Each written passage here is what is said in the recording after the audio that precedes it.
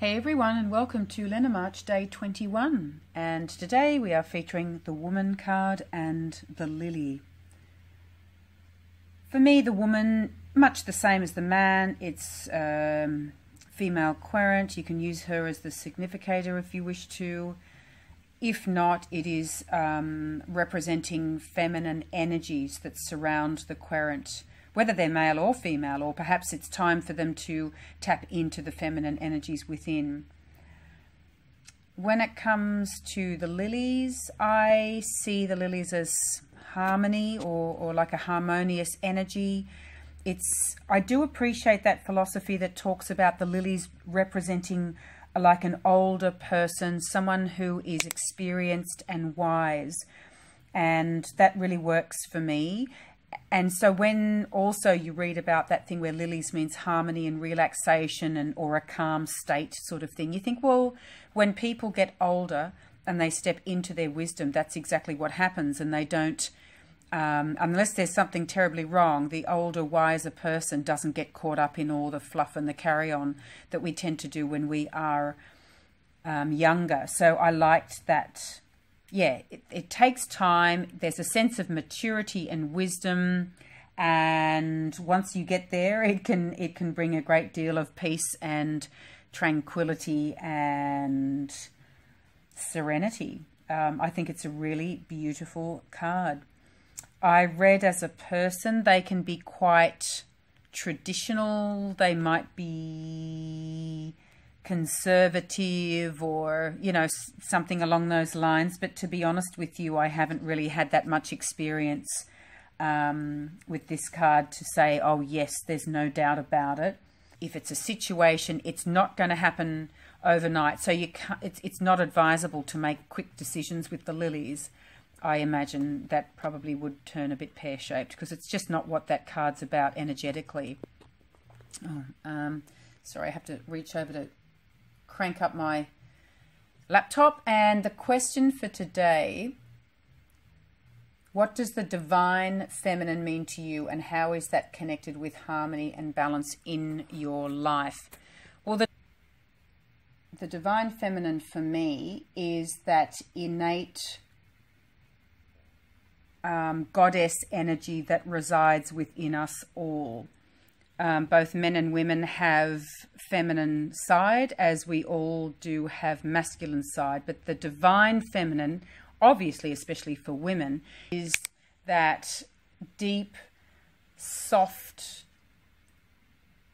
earthy, fleshy, rounded energy. It's like, you know, birth and gestation, and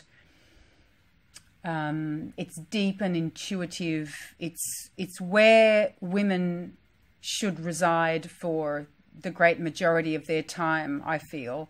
And it's quite tricky now, I think, in this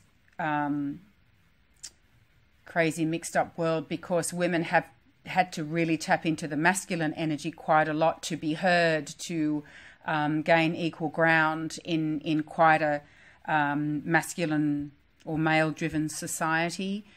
And, you know, you see I've put here the egg, and, you know, that's it. It's the seed of life, the seed of life, and that deep, passive, intuitive energy that says, look below the surface, the answers lie within. That's the divine femininity to me. It's soft and wondrous and beautiful, and is closely connected to Mother Earth herself, who is round in shape.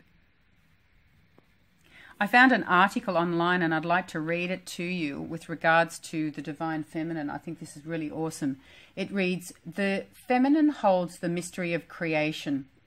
This simple and primordial truth is often overlooked, but at this time of global crisis, which also carries the seeds of a global transformation, we need to reawaken to the spiritual power and potential of the feminine.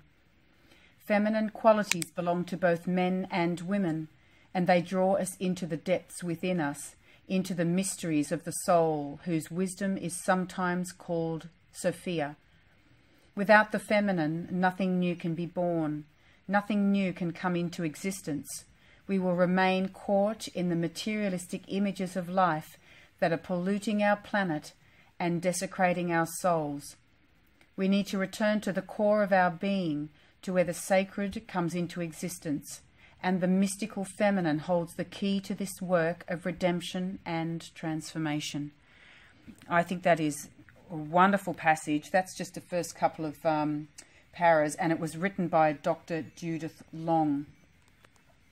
And she actually offers an internet course. It's a 10-lesson internet course on women awareness, it's called.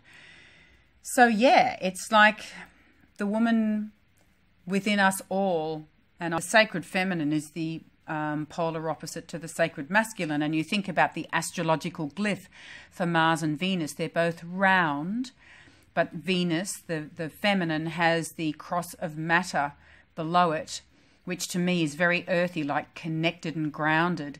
And the Mars glyph has an arrow, which is pointy and masculine and energetic and confronting, and coming out of the circle. So I just find, yes, it's a wonderful subject, and I'd better be careful I don't go on forever. What was the second half of that question? Sorry, I'll just pause for a sec.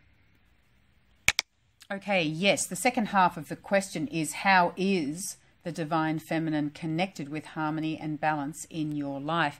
Well, for me, if there's a disconnect from the divine feminine, there isn't harmony and there isn't balance in my life. And my gosh, that can kind of manifest in all sorts of ways. But it's almost like if I'm going gung-ho at everything, and it's all very almost like that feeling of being singular in focus, pushing it too hard, too fast, and the energy just becomes harsh. And that's when I feel that, okay, stop.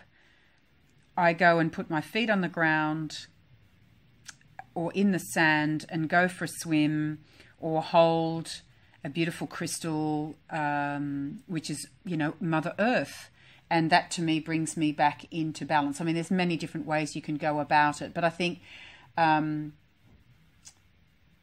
it's more about just staying aware and monitoring your behavior and what's going on in your head always. And if it just starts feeling a little bit too fiery, aggressive or pointy metaphysically, I feel like, oh, okay, there might be a little bit of an overload of masculine energy, especially when you're out in the world and it's harsh and you feel like you have to tap into that masculine energy to be heard, as I suggested earlier, you know, or to get ahead.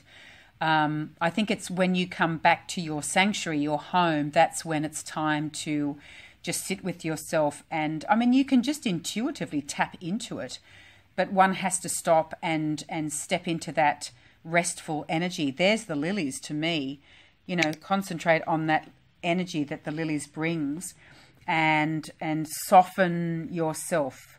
Allow yourself to soften and resume a beautiful balance between the masculine and the feminine. And I think also it's okay just to swim around in the feminine energy. Like, that's just pure intuition. You step back out into the world, you need that masculine energy to execute those visions. It's certainly a balancing act. Oh my gosh, sorry, just bumped the phone. So there you have it. That's my little explanation on divine feminine and how it works for me. Thank you so much for watching, and I'll talk to you soon. Bye for now.